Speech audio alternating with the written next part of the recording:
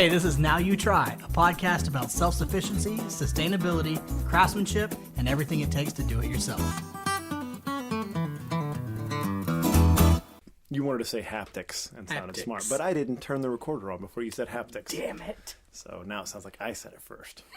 Yes. Everybody's seen the word haptics in the settings of In the settings of their phone. It's like one What's of those. that? Whatever. You still run across that as an adult now where there'll still be words that you've only read, and the first time you say them out loud, you're like, "That, I hope I did that right." Haptic is a word. Yeah, like haptic, happy tick. Like, yeah. No, it happens. I feel like I don't mess it up. I hope I don't mess it up that much. That's pretty good. There are words once in a while that come along like that. That just pop up. And, you know, the best part of having kids as they're learning to read is that happens all the time. Like, my son called clips that he would see, like, you know, on TV, like they'd have clips of certain shows and movies, and he called them clipes. Oh. Yeah. Well, because I makes an I sound. Yeah, correct. Yeah. He's in the gifted program, obviously. That one. So we are Now You Try podcasting currently from deer camp. From deer camp. Only like 5 weeks after the beginning of season, we got it done. Fantastic, well done. But you know, we've sent out. Should have been an opening weekend. Maybe next year. Yeah, or maybe not. But we should podcast opening weekend of dove season next year. Oh, God. From the field. Yeah. So Light 'em up, boys! And I'd be over there with my notes on my phone. It's like, hey, I was reading something in Teddy Roosevelt, like, blah, blah, blah. There's an anthropologist I'm really fascinated with right now. Blah, blah, blah, blah, blah. That's about what I deserve.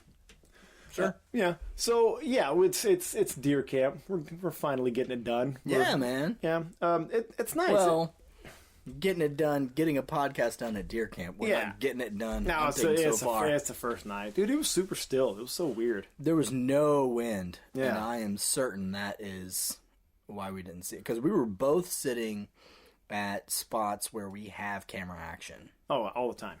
All the time. And I mean, I've spooked birthday parties worth of deer off of that place before. Yeah. Like, you know, coming in a little late or something like that, or just going to do work out here. Like, and it was just a couple of button bucks, one doe, nothing serious. I mean, we're both out hunting for does. That's worth noting. Yes. But this is kind of the point for us right now.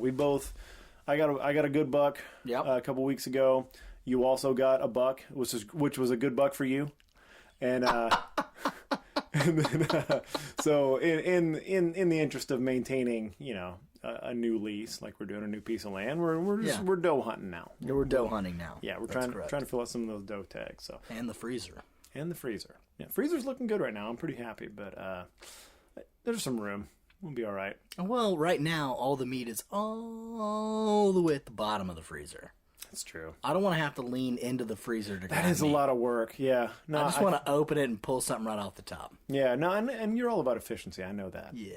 Some may say laziness. Conservation of motion. Conservation of motion. That is an actual phrase we use in kitchens. You don't want to take two steps when one will do. You know, you don't want to have to step and reach if you can just reach. Nice. Because it's efficiency. Conservation of motion. It's systematic laziness. Like you're doing your laziness on a broad scale. Yeah. No, I'm totally. You work harder up front so you can work less on the back end. Oh, absolutely. And like the joke I made. I mean, in the world of sports and coaching, like legitimately, efficiency is just finding the quickest, easiest way to do something. It's like, well, that's not that much different from laziness. No, if you just cut these extra. I mean, laziness is usually just not doing something, though. Sure.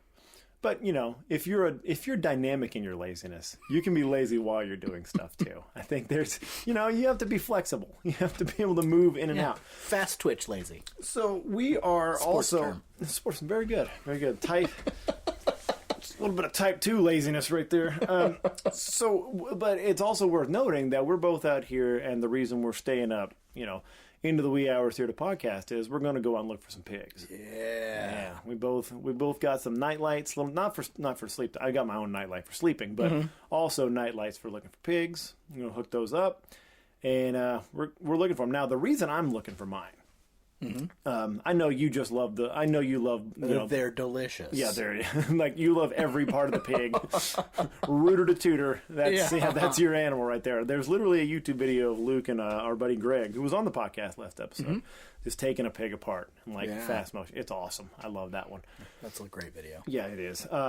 But the specific reason I'm out is I've gone on this whole trip recently about Christmas and because when you have kids, I think if you're thoughtful at all, you want to try to protect them a little bit from the really over commercialized side of Christmas. Yeah. You do want to have some sort of pure Christmas spirit or something that, I don't know, resonates a little bit more than just like it's present time. We we're very into creating our own traditions. I love that. We didn't, we did kind of the same stuff every year, but it wasn't like with the purpose of being a tradition. Yeah. So Summer and I now are like trying to create traditions. So we're never at Grandma's house for Christmas Eve and Christmas Day. We're always going to be at our house for that. I dig that. And Christmas Eve, we always do a seafood boil and we open all our presents. That's so cool. And then Christmas morning is all about stockings and Santa. I make red and green waffles, and then we have lunch, and it's just us. I like that, man. There's a lot I like about that. Yeah. Like I could take a lot of that apart. But one of the things I love, and it's going to play into my thing too, is that the seafood boil, just the idea that you have that food becomes part of the tradition, the feeding, that becomes a big part of it, because. Same thing. Like we try to the same as you. We start examining what is the stuff we always do anyway. Yeah. What's the stuff that's already there.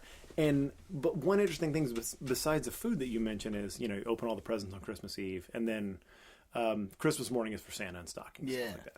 And I noticed a lot of families do that. My family did that.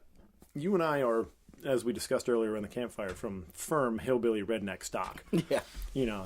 All lack of accents aside on this podcast, we generally come from right. from hill people stock. Mm-hmm. And in those traditions, that Scots-Irish or Scandinavian influenced tradition, that seems to be really common. Is all the presents on Christmas Eve.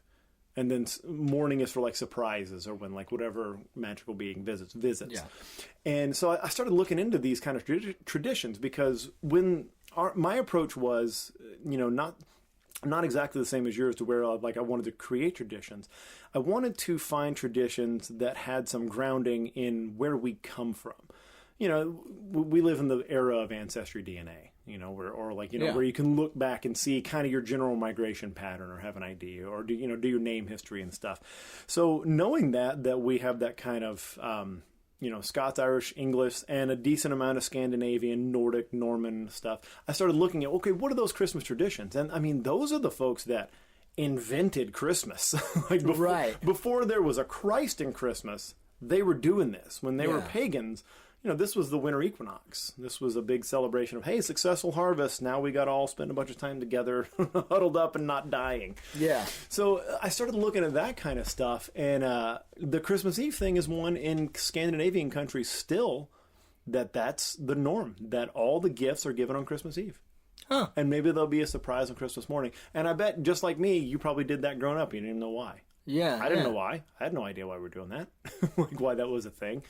And the more you look, the more you find there's just more and more traditions that you don't even know why you do them. You don't even know why you have certain hidden gifts for certain things that people do right or whatever. They didn't. I don't know if you had anything like that growing up, but a lot of people I've noticed have that where they'll have a game in the family where if somebody finds a certain thing or if they say a certain thing by a certain time, there's a special gift put aside for them. Oh, no, we don't do that. That's been happening for thousands of years. Huh.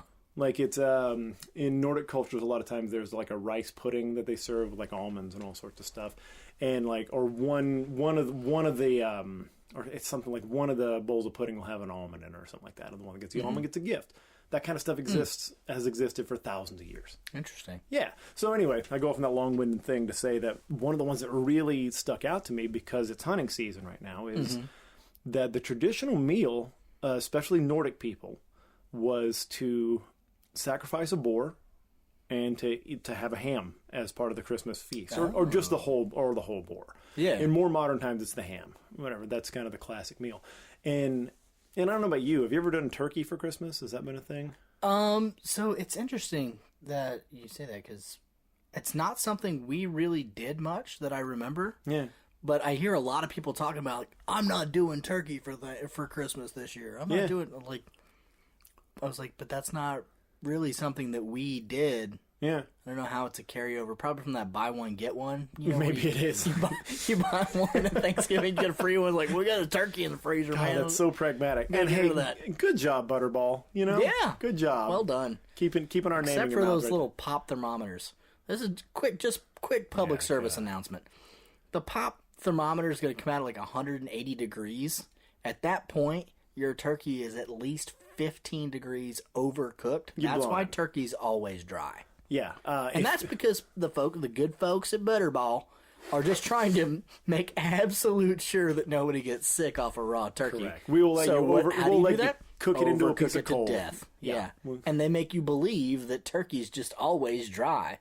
Well, why do we keep eating it if it's always dry? Mm-hmm. Well, you can cook it correctly to 155 degrees and then pull it out and let it rest until it reaches an internal temperature of 165 degrees. And you have a nice moist turkey.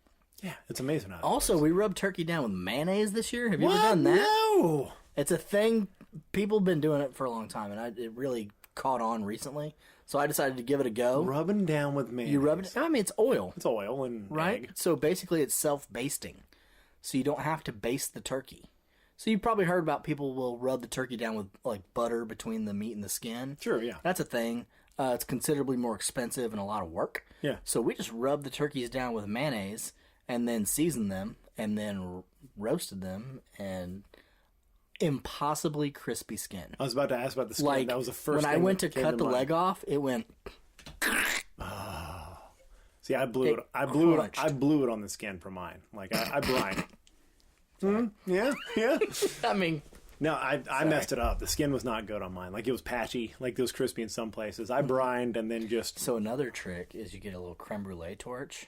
Come on now. And when nobody's looking. This is cheating. When nobody's looking, you can torch it. I can't abide by this. I'm sorry. I can't abide by this. All right. This is not what we're about here. All right, patchy skin. No, but the real trick is the mayonnaise thing. I'm gonna actually give that a shot. I might try that on some like game hands or something. Like, yeah, same thing. Yeah, just rub them with a little bit of mayonnaise and then look season at us. Rubbing mayonnaise on birds.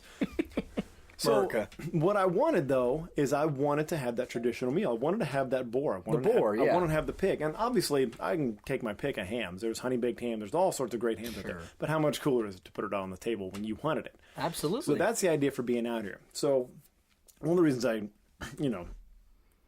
really wanted to sit down with this one before we got into anything approaching an actual topic was, while I'm thinking about it, if I do get a pig that I want to put on the table and I want to do a ham, a wild pig, how am I going to do that? Like, how am I going to take, a ham that's just straight up, straight meat, that's game meat? How am I going to turn that into something like that's a delicious centerpiece meal for a holiday? What am I going to do? So it's got to be brined first. Yeah. So the makes sense. the reason the hams come out pink, right? When you cook pork, usually it turns white, right? Yeah. But the hams turn pink because they've been brined. I did not know that. Yeah. So you'll do a liquid, just a pot of water. You get some sugar, some salt, and there's certain ratios. You can look those up. I like brown sugar because I like the flavor. Brown sugar and salt. And then you can do any number of aromatics in there. Some bay leaves, peppercorns, allspice. If you want that classic, you can get that allspice and clove in there. And that's going to all flavor the brine. You boil that till everything dissolves, all the solids. How much does flavoring a brine really matter? I've heard differing opinions on that. How much the aromatics, you mean? Yeah, how much does it actually matter for the final product? You got to put a good bit in there. It's got to be a lot. You can't throw, three allspices into a gallon of brine. Yeah, because it always seems like such a small amount. And when I see regular recipes, it's just 3 teaspoons of peppercorns. Like, it doesn't seem like it's going to do the trick with a giant piece of meat. You can add a little bit more. Okay. It will. I mean, taste the brine. I mean, it's very salty, but you can taste the brine. Okay. So you make a brine. And then you're going to chill the brine don't put the meat in the hot brine because that'll start cooking it. You don't want to parboil your ham. I'm a fan of boning out the ham. Okay. Again, just like we talked about, do a little more work up front to do less work later. Right. If you leave the bone in, then when you go to carve your cooked ham, you got to work around the bone. And everybody's waiting around to eat when you're doing that part. Correct. And you're not going to get like really pretty. You're going to end up hacking around. Just like if you ever got a spiral sliced bone-in ham at, Thanksgiving or Christmas or whatever, and you're hacking around that thing trying to get all those pieces off. You end up with a bunch of random pieces. Sure. So I like to take the bone out. The other reason I like to take the bone out is because then you basically you've almost butterflied it. Yeah. If you think about, so you cut into the meat basically, you follow some seams down to the bone, and then work your knife around the bone until the bone comes out, and then you've essentially butterflied that whole ham. So the benefit to that from the brine perspective is you can brine it for less time. More surface area because sucking up that brine. Because the brine's got to get all the way to the middle. So if you leave that bone in, it's a whole piece. You got to get all the way to the bone. If it's butterflied out, it's going to brine faster. So butterflied out, you could probably brine it for like 3 days. Not boned out, you probably got to brine it for like 5 or 6 days. Oh, wow. Yeah, because I'm brining turkeys for 2 tops. Right. So that's that much. Whew. Right. Because you're just trying to add moisture. We're trying to add flavor. I got you. So, and if you think about a turkey, it's hollow inside. Yeah. It's just all sitting on the surface. You're brining it from both sides. Yeah. This is a thick. Which is the same kind of thing. If we use a ham that's not boned out, we're trying to go all the way to the middle of that meat. If it's boned out, it's like getting it from both sides. Right. Inside out. Okay. So you brine it for like 3 days. You can put it in a gallon bag, or you can get those 2.5 gallon bags as well, the bigger ones. Yeah. Get those, put your meat in there, put the brine in there, put it in a cake pan or on a sheet pan or something, put that in your fridge. About a day and a half, flip it over just to make sure that it's all getting coated in that brine. At 3 days, you pull that sucker out of there, give it a quick rinse, and pat it dry. We want to rinse any excess brine off of there. We just don't want that much direct salt right on there, especially because it's all in the meat at this point. Right. Pat it dry so that it gets some nice color on the outside. So if you've boned it out, now you want to take it and try to get it back into a round shape and then tie it with butcher's twine. You can buy netting. If you've ever bought a ham, you notice it's got those squares on it. That's in a netting and smoked in a netting. That's a lot of extra work. You can just get butcher's twine at the grocery store. So like the same way I do like a crown roast or something, just tie it up and make it into a just reasonable shape. Trussing it, and the idea behind trussing it is trying to get it in as uniform a shape as possible all the way across so that it cooks evenly. Okay, so you're just not dealing with like a big flat... Exactly. So you don't have a pointy end and a fat end because those are going to cook unevenly. Gotcha. So we want to try to roll it so it cooks evenly. And then put it on the smoker, 225, 250 max, until it's cooked on the inside, right. 145, 150 degrees. You ready for my curveball? Yeah. I don't have a smoker. Okay. Do you have a grill? Do you have a gas grill or a charcoal grill? I have a... You can set up for indirect We were talking about grilling earlier, and I told you, I got a propane grill. I do have a Weber. Okay. Yeah. So you got 2 options: indirect grilling. You should actually ask Aaron about smoking on your Weber. Oh, Aaron, our East Coast grilling correspondent. Yes. He does it all the time. Literally, like every day. Yeah. I don't know if he's like stockpiling pictures or if he's really grilling every day. It seems like he's grilling. But he grilled an apple pie, I think, last year. I remember that got on your radar so fast. Yeah. That I've never seen somebody. Excuse me, please. Give their propers to somebody so quickly. I remember it came up in conversation, and if you don't follow Aaron, please do. He's Aaron George 81 on Instagram, but you'll see grilling content in a story every single day. Yeah. But I just remember saying something about like, I don't know, like Aaron loves to grill. This was like 10 years ago we're saying this. And like, I don't know, like, Aaron loves to grill. I don't know if I consider him like an expert or anything like that. And you like raised your hand. You're like, he made an apple pie on a Weber. Yeah. So as far as I'm concerned, yeah, that's I'd legit. put him up there. Yeah. So yeah, I probably will talk to him a little bit. But yeah, so I got the two options. I got the propane grill and I got the Weber. Either way, you're going to set up for indirect cooking, which means you're going to put your heat on one side and your meat on the other side. Gotcha. So we're not grilling the ham. We're going to indirect cook it. So you're basically turning your grill into an oven, but in this case, you're using wood. If you're using the charcoal grill, you're using a little bit of hard lump charcoal and some wood to get smoke flavor, and then you're oven baking the ham on one side and you're getting smoke on the other. Would you say that the amount of wood you have is related to the heat of the meat? I was talking about how to do it, and this grin came on your face, and I knew that you were cooking that up. I didn't know where it was going to go exactly. And across these pop screens on our setup here, you can really only see like one side of my face. So you just saw like one eyebrow, one eyelid crinkle, and one side. Oh God, here it comes. Here it comes. But yes, the amount of wood you have is directly proportional to the heat in the meat. So same thing. It's a little harder to monitor your temperature if your Weber doesn't have a thermometer on it. Yeah. But you can ballpark. I do that with my heart. I go by my feelings. Another thing you could do is you could hit it with hard smoke real fast, for like, I don't know, like 30 minutes, and then take it out and put it in your oven. Yeah, and finish it in your oven. So the smoke's just really giving me the flavor and a little bit of the dryness on the... Yeah, and you can also, you only want to add smoke at the beginning.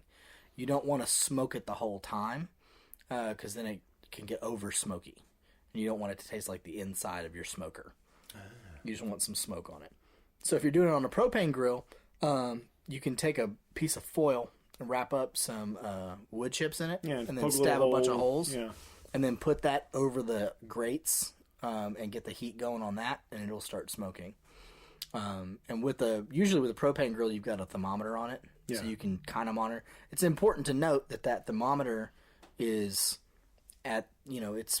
If you open it up and look on the other side, it's usually got like a 1-inch stem right next to the front of the grill. It's not the same temperature that's inside the grill, so it's going to be a little cooler right there. Yeah, no. But it gives you an idea of where your temperature's at. Yeah, no, all my temperature gauges for like the external ones for this are totally inaccurate forever. Right. Like it's the temperature. If you really want to get at it, get yourself a dual probe thermometer. Oh, yeah. You can put one in the meat you're cooking and one right next to the meat, so you know what temperature it is actually right next to the meat, and then you can also monitor the temperature inside the meat. That's fancy. Mm-hmm. I mean, I guess if you're taking your meat seriously, if you're taking ham seriously, again, work a little harder up front so that you don't have to work as hard later on. Yeah, I dig that. Yeah, smoke it to about 140, 145, then pull it out, let it rest, and you're good to go. And if you boned out that sucker ahead of time, you just get to slicing. Nice, man. And eat it. And the one thing that I know for sure is that my kids actually love ham. And that's the struggle when you're a family man making a big meal. Mm-hmm. Like, I'm sure you're like me. You and I both do the holiday cooking, especially. Oh yeah. Just get out of the kitchen. Let me do it. Yeah. Like that's what I want to do. Yeah. And making sure you have enough stuff in there for kids of all ages. I got 11, 7, 3. Mm-hmm. Like, they're going to be all over the place. But ham is like the great unifier. It is. It's like it's sandwich meat, but it's also like dinner meat. It's got a little bit of both. Would you do anything like a honey glaze on it? Anything like that? If you wanted to, you could. You could also put honey in as the sugar component of your brine if you want that honey flavor. You could do that as well. That's a good idea, actually. Yeah. Maybe if you want to replace just white sugar or brown sugar with some honey. Yeah, that'd be a good flavor. Or a portion of it. You could do a combination of like brown sugar and honey. I think that's actually the idea right there, because sugar's part of the brine, so why not? Yeah. Just dump a decent amount of wildflower honey in there or something. Mm-hmm. Something that's preferably local would be neat, because at least you can talk about that at the table with your in-laws and stuff. Sure. So you don't have to talk politics for like 5 more minutes. You can kick that can down the road a little while. You know where this honey comes from. It's local. Yeah. You know what Donald Trump thinks about the honey industry? Yeah, no, I'm sure he did. Yeah, I'm sure he does. More potatoes? I killed this pig. Let's talk about that. Let's talk about anything else. So, I want to talk, actually, I'm going like full diversion into this this Christmas table. Hard left. Hard left. Well, we talked about Donald Trump. Now we're going hard left, right? But what are... I love your idea of the Christmas seafood boil, because I'm a sucker for like unique traditions. I think that's cool. So, well, to be fair, the Schaefers will take any opportunity for a seafood boil. That's true, actually. Yeah, all the people that I've met through you in like our network have all been met at crawfish boils. We have an annual crawfish boil. Can we move that to more than annual? Well, because there's crawfish. There's a very specific crawfish season. Yeah, whatever. Let's boil something else. We could do shrimp boils, maybe. I'd like to do over at our place. I'd like to do a fish fry once in a while. Yeah, let's do it. Good old fish fry, man. How'd that bank pole catfishing go? Oh, it's horribly unsuccessful so far. But the bank poles are good. They're actually in the bed of the truck if you want to go look at them a little bit. They work and everything. It's just finding a spot. It's finding a spot that's not been overfished. And that's a real hard part. I got, Brushy Creek runs near my house and everything. I've been scoping out spots. I've set up a few here and there. Nothing doing. I've been bait robbed a couple of times, but if you leave them out long enough, somebody's going to come rob them. Yeah. It's getting there. But yeah, we gotta stick a pin in the idea of a fish fry. That'd be good. Yeah. And that catfish batter that Jesse told us about when we were at the restaurant with him. Oh man, you did it. Oh my, just putting I feel like I'm almost giving away secrets, but like he'll tell anybody. But like, it's putting mustard in the dredge with the buttermilk. Oh my god, dude. Yeah. It's a game changer. Absolute game changer is putting mustard in the dredge and then using the fine cornmeal instead of the rough, the masa, using that. Yeah. Like all the little black nuggets that happen when you fry shrimp. Yeah. Fry shrimp and catfish, gone. They don't happen anymore. Huh. It fries evenly, comes out golden. Even if you mess it up and leave for too long. Good to know. It just becomes more brown overall, but you don't get these little like charred nuggets everywhere. Nice. Fantastic, man. So we're going to stick a pin in that. All right. So what are you doing? Are you doing a special meal Christmas Day though? So I do different stuff. So it's, we sometimes we'll have friends over. Occasionally, a set of grandparents will drive in for the day. Okay. After we've done the morning. Like the morning we've locked down. That's ours. I like that. The morning and the breakfast and the Santa and all that, that's us. And then if people want to roll in for like a 2:00 lunch, they can. So it depends on who all's there. I've done smoked prime ribs before. Ridiculous. Yeah, ridiculous. Which is crazy. And hey, dude, pro tip, Costco for a prime rib, they do crazy deals. Really? At the holidays. Also, I've done those tomahawk chops from Costco. They're like $35 for like a 2.5 pound prime ribeye bone in. It's ridiculous. So I've done that. I'm toying with the idea of getting a goose this year. Come on now. I mean, I would love to go hunt a goose, but that's not something that is in, you and I aren't a possibility. You and I aren't known nationwide as goose hunters. Let's just put that out there. Yeah. I'm still trying to get an invite out to my wife's family. They got a bunch of space out in West Texas. Nice. They hunt those sandhill cranes. Still trying to get one of those invites. That's one of my dream hunts too. That's one of the ones I want to do. I want to get sandhills. Work on it. But I'm thinking what do you mean you're trying to year. Get in with your wife's family? Have you not at this point? It's a very 15 years or whatever being together. Do they not trust you yet? 20 actually. 20 years. Yeah. No, they're a very tight knit group. Right, but your family. These people all live in a town of like 200, and half of those people are this family. So they are their own crew. They're a town unto themselves. Pretty much. So it's not a very hasn't been at least. Like, what are you going to have to do? Are you going to have to like knock over a liquor store or something? I don't know if they're going to have to beat me in to the group or something. I guess I would take that. Maybe you have to lay in a sandhill crane blind, like the coffin blind. and they just like beat you with the reeds. Maybe that's the thing. Maybe that's it. I don't know. I would do You'd that. do it. Yeah, see it in your eyes. You'd do it right now. Yeah, because I mean, if you've watched like all the hunting shows and stuff, like people in like Montana have to like enter a drawing to maybe get one tag for a crane. Yeah. Here in Texas, I think you get like 3 a day. Yeah. Like how many can you blast out of the sky today? So I really want to try that. And it's a nice like red meat for a bird. Like they call it ribeye of the sky. Yeah. Mm-hmm. Now that's a dream for me. I want to. Ashley's my in-laws are up in Lubbock too, and that's like prime area right there in the like near the Panhandle, sort of where the the Panhandle turns. I have family on my mom's side who are up in the Midland, Odessa area, and Midland Slowdetha. None of them hunt. So of course, yeah, of course. Come on, guys. Well, you guys could just move out there. No, I'm kidding. Nobody should do that ever. Whew, yikes. So okay, the goose is a good idea. I'm really thinking about doing it. If it's just the 4 of us, it's going to be a hard sell. Just head down to the local pond and just grab you a Canada goose.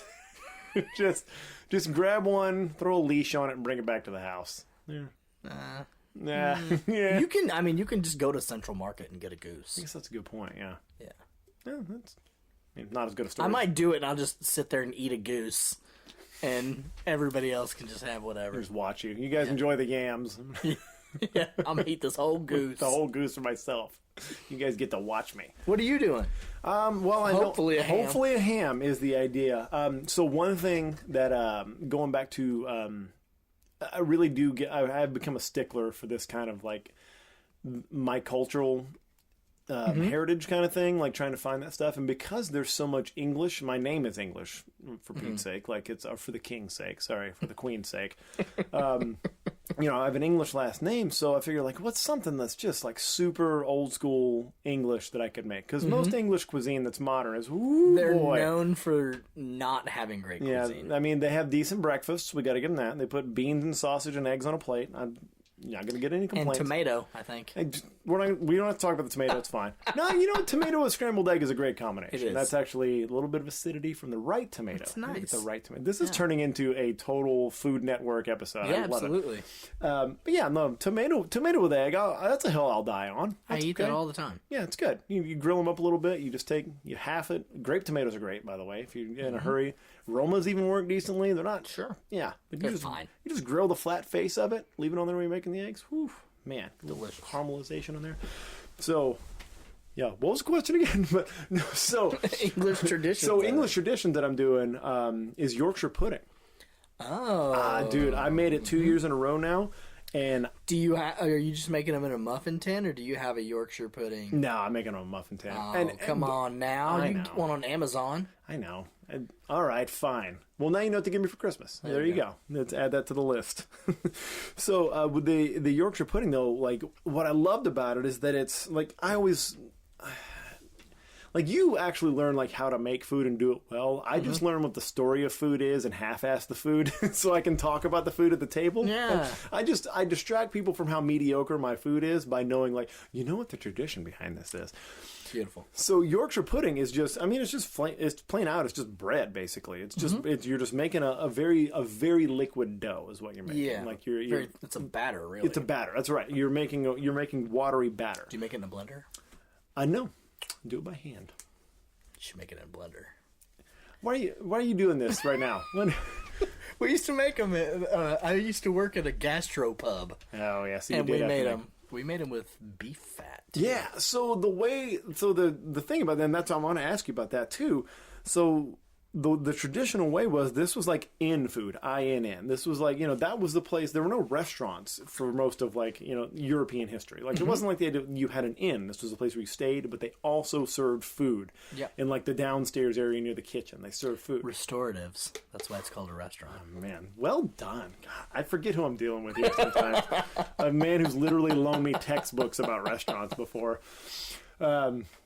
So they'd have meat on a spit, or they'd be cooking it over a flame, and it would drip down into a drip pan. And then somebody had the bright idea of like, well, why don't I just let that drip? Or probably like most things, like penicillin, it was like an accident where like somebody left the batter sitting under there or dough sitting under there, and it dripped in, and it creates this cool like kind of ring pattern because the fat dives down in the middle, but the bread sucks it up as it cooks in the heat, and you get this like it looks like a muffin that's like trying to turn into a donut basically. Yeah. And but it's greasy. And whatever meat you're using, like I did it with that crown roast. I used the drippings from the crown roast I did a couple of years ago. I've done a beef roast. I've done all sorts. Like I can't remember what cut I did, but not important. But yeah, so I don't let it drip. I'm not trying to be like a medieval innkeeper. Sure. But you gather it. You take it and then you drop it. You ladle it in, or you what's the word? What's the squeezy? Use a baster. Baster. Thank you. Words. You suck it out with a baster and you drop it in there. But the Yorkshire pudding that's a staple. So you put the fat in the muffin tins and heat up the muffin tins, right? Yeah. No, I throw it in at the same time everything's baking. So like once it gets hot, I basically because I don't want like. If I feel like if I drop the fat in like right away into like room temperature batter, it's like it's gonna start. I don't know, like starts the hot fat. Oh, you're like dropping the fat into the batter? Yeah. Okay, so what we used to do is we'd take the tins and we'd fill them with rendered beef fat. You put the beef fat on the bottom. That's how I did it the first year. Yeah, we put the beef fat in the tins and put that in the oven and get it hot. Smoke out your kitchen hot. Then you pull that out, and then you pour the batter from the blender pitcher right into it. Yeah, and then go in, and that's how it gets that. That's how it gets that puff. No, and it works fantastic. It really does. That's the way I did it the first time. I did try adding it and like taking it, and just as you put it in the oven, basically, just like drop, works just as good, and it's more fun. Okay. Yeah, but you kind of when you're in the kitchen, that way kind of makes sense too, because like you're pulling that hot fat right off the meat. Like you're not like pulling it, like storing it and then coming back and heating it up later. It's already hot. Like it's smoking hot from right there. So you're just taking it and you're dropping it in the thing you put in the oven. It worked pretty well. Gotcha. So the Yorkshire pudding is, that's definitely one that's sticking. And then, I don't know, beyond that, like I like using fruits for Thanksgiving stuff. I don't want to do cranberries again, but like I think I did a stuffing that had like, I can't remember the fruits that I had in it. I think I had cranberry and like I used some sort of blackberry to do some sort of like a stuffing or a dressing. It's hard to get away from cranberries though. It is. They taste so good. They're perfect for the season as well. And they're sour. They have a little bit of sourness, a little bit of acidity. They're not too sweet. Yeah, a lot of fruits are too sweet. Yeah, especially after you cook them, they become super sugary. Even sweeter. Yeah. So I don't know. That's kind of what I'm going for. I'll tell you the thing I'm probably most excited about in this whole like researching my culture is I found a booze recipe, like a holiday booze recipe, and this is harkening back to earlier where we said like words that you haven't said out loud that much that you've read. It's called glug. Glug. Glog. Glug. Okay. Swedish drink, but it's like. Apparently, it's kind of pan-Scandinavian, like it's across most countries, but Sweden's where it's known. So, check out the ingredients that go into glögg. Port wine, 100-proof bourbon, white rum. That's the base of the drink. That's the drink. So, but get this. There's like ceremony. Is it served warm? Yes. Okay. So this is a classic holiday style drink, right? But check out the flavors that go into this thing. So, cardamom, cinnamon stick, cloves, orange peel, and obviously sugar for the whole thing. But, okay, so this is like a really boozy mulled wine. Really boozy mulled wine. That's correct. There's just straight up rum in this one. Bourbon and rum. Just straight up bourbon and rum. Beautiful. So, but here's the process. Like you get this stuff hot. Like you get it in the pan. You get it like simmering hot. And you, right before you add the sugar, you light the bitch on fire. Nice. You light it. You literally take a long stem match, and you light it to where it just poof. It's like burning, and then you dump the sugar in. Nice. So immediately caramelizing the sugar. You keep it moving. You get all your flavors into a cheesecloth, and then you use those to flavor that. Like, well, you're flavoring that. You're dipping it in there, but then you're pulling those off. And you're reserving those. You can save them forever. And you can pour, and then you can pour the drink into whatever you want, reserve it, save it for later. When it's time to serve it, you take it, you heat it up, and then you drop a little bit of the reserve, like the cinnamon, like the clove and the spice and everything. You throw them in there, and you serve it like that. And then you get holiday hammered. Yeah, you do. But the idea, like, I'm sorry, you've worked in a kitchen, you've seen all the gimmicks from like A to Z. Mm-hmm. I'm a sucker for gimmicks in the kitchen. Sure. And if my kids and my relatives can see me light something aflame, absolutely, and then they get to get drunk on it, you absolutely got to do that. Yeah, and we need to make sure we do this. We need to put the stuff like glug and your ideas, like how you talk about doing the ham. This got to go up at nowyoutry.com. Oh yeah, we gotta. Maybe that's what we'll do instead of pig hunt tonight, or when we. No. Well. All right. I don't want to be rash. Go too far. Yeah, but I don't know, man. I'm very much a sucker for these Christmas traditions. I like it. It's Summer and I are having so much fun, like trying to like create traditions for our family. Because you kind of get, and it's nice to have the traditions that came before you, right? That you got from your parents and that kind of stuff. Sure. But, I think it's really important to us that we create our own traditions. Yeah. You don't want to like totally trash everything that Grandma and Grandpa did. Yeah. Or great Grandma and Grandpa. But some of that's the product of the 40s and 50s where it started becoming a big commercialized thing. Sure. And of course some families still have stuff that they've been doing for generations and generations that don't have anything to do with Hallmark Christmas. But, right. But I still, even with that, I still think it's important that you create your own traditions for your family.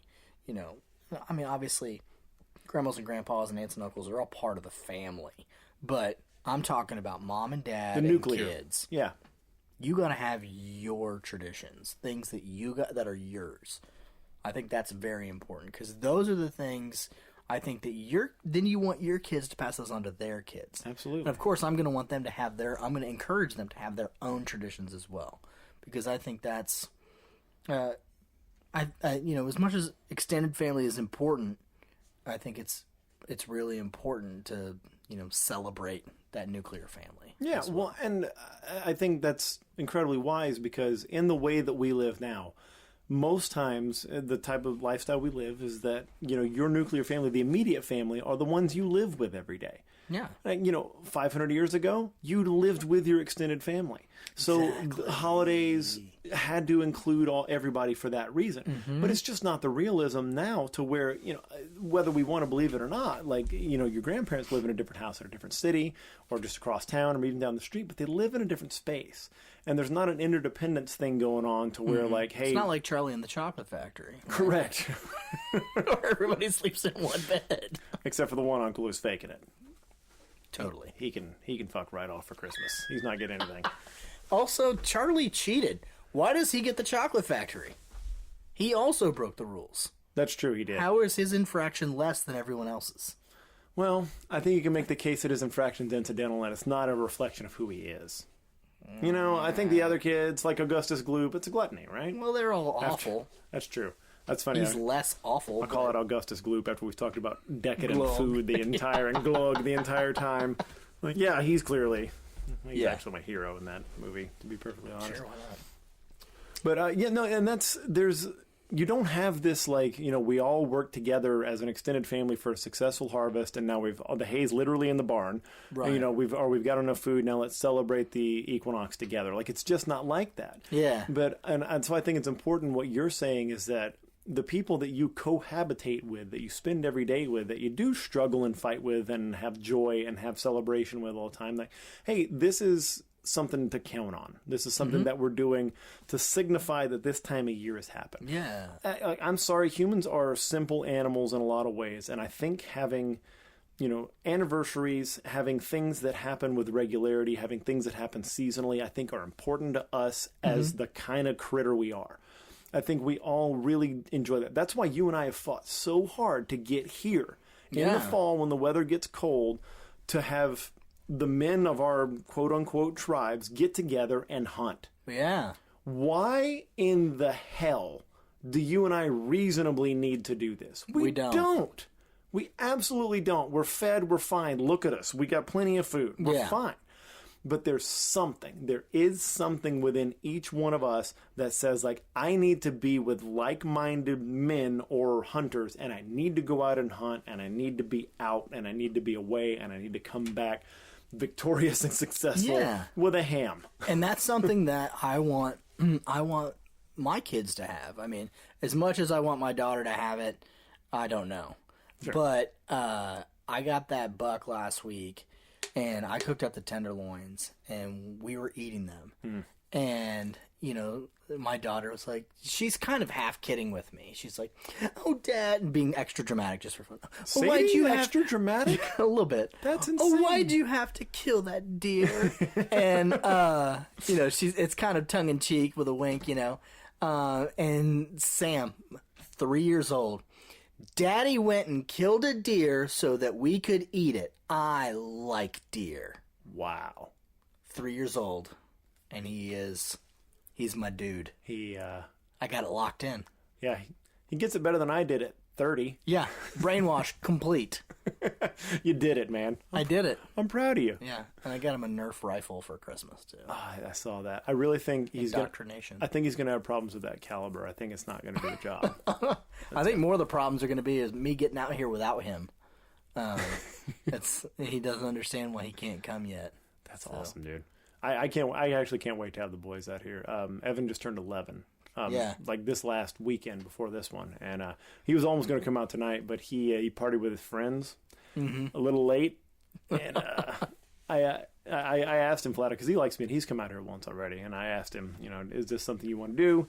Do you want to come out and you want to hunt? And he really wanted to hunt, but I think the overnight aspect he was a little worried about because that kid was tired. He was like melting into the couch as I was asking him this. He's like, "You know, man, we'll do it another time. It'll be okay." Sure. Yeah. Well, we'll get him on the podcast soon. Plenty of opportunities. Yeah. Oh, that'd be good. That would be fun. He tried to, you remember when he tried to sound engineer one for us? Uh-huh. He actually did a pretty good job. He did. Yeah. So, free labor there. For now, he's going to start asking for payment. He probably will. Just pay him meat. Yeah. Thanks for listening to the Now You Try podcast. Check out content related to this episode and all other episodes, or contact us with questions at nowyouTry.com.